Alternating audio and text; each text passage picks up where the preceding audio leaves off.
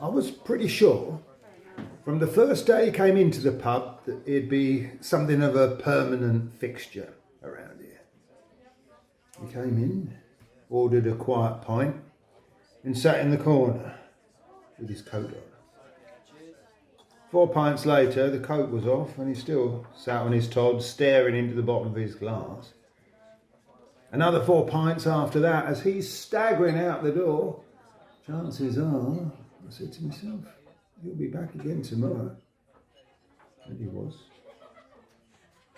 He became our latest day drinker. I don't like to call them alcoholics, makes me feel like an enabler. But he'd be here every day, from doors opening till he'd downed at least 8 pints. Nothing particularly out of the ordinary about him. He paid, like they all pay. They start off paying by card, then notes, then pound coins, then they're shamelessly sorting through handfuls of shrapnel they've slapped onto the bar, sliding it across 5, 10, 20p at a time. He was one of the quiet ones, though. Didn't want to talk about sport, wasn't interested in putting the world to rights, didn't want to bore anyone with his life story. No one knew anything about him. He just kept himself to himself. But he did have a reason for being here. Most of them do. Well, it's very rarely the alcohol that leads them to their problems. Normally it's the problems that lead them to the alcohol. He was clearly a very troubled soul long before he wandered in through my doors. You could see him going over some event over and over in his mind, trying to figure out if there could have been a different outcome. But like I say, he kept himself to himself. The longest conversation we ever had was when he asked if he could have a tab. It was never any trouble, so I didn't think twice about it. I handle most things around here. Ever so occasionally, Barry has to come out from behind the bar, politely escort the odd person out the door, settle any disputes, have a quiet word when needed. One day I said to the quiet fella, who had built up quite a tab, that he needed to settle up before I could serve him.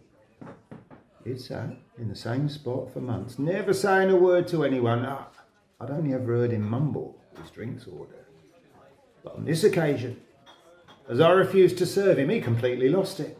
He went off effing, blinding, screaming, shouting, caused quite a scene. Barry was as good as gold. He did his thing. Come over. Perfectly fair, calm and discreet. Asked him to do the same. Instead of calming down, presumably, knowing he couldn't pay his tab and knowing he wasn't going to get served, this quiet fella, he picked up a glass off the bar and thrust it right in Barry's face. Barry can normally handle himself, but he didn't see that coming. None of us did.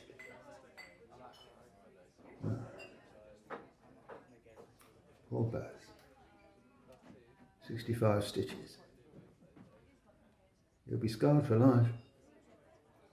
It does give his face a bit more character, and he's good about it. Says he doesn't mind so much.